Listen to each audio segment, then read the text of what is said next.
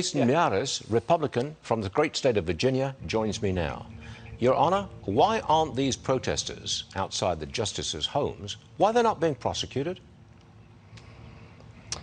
Well, I mean, this is a case where Attorney General Garland is choosing not to do his job. There's already federal law that says you cannot try to intimidate a judge or any officer of the court, and he's just deciding to ignore that section of the law. And what happened to Judge Kavanaugh's home in Maryland was horrific. It's something that we have been warning. Both Governor Youngkin and Governor Hogan in Maryland have been begging Attorney General Garland to step up to the plate to provide the proper protection. That hasn't happened. I know that we have Virginia State Police monitoring and on site as well, monitoring the situation. But the law that has the power right now is the federal law, and Attorney General Garland's just deciding not to enforce the law, and that's why we're having these situations. It is getting more dangerous by the day, and I'm gravely concerned. Look, may I express the opinion that those kind of demonstrations and threats are a form of intimidation and that it's a threat to democracy? That's where I'm coming from. How about you?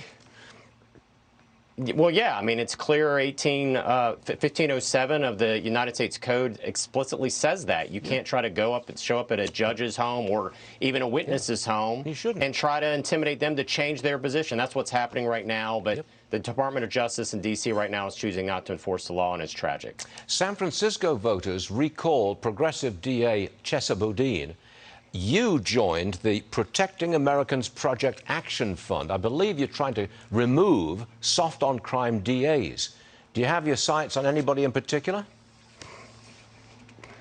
Well, listen, we started the Protecting Americans Action Fund precisely because you had a lot of local DAs doing what the Department of Justice is doing now, where they would just decide not to enforce entire categories of law.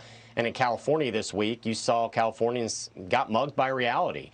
They got tired of living in high-crime areas. They got tired of the rampant larceny cases, the fact that you couldn't go into a local drugstore and even buy a bar of soap without it not being behind a lock and key. And so what has happened in a lot of these communities around the country, these so-called social justice prosecutors, is the people living in fear are the law-abiding, but the people should be living in fear are the law-breaking.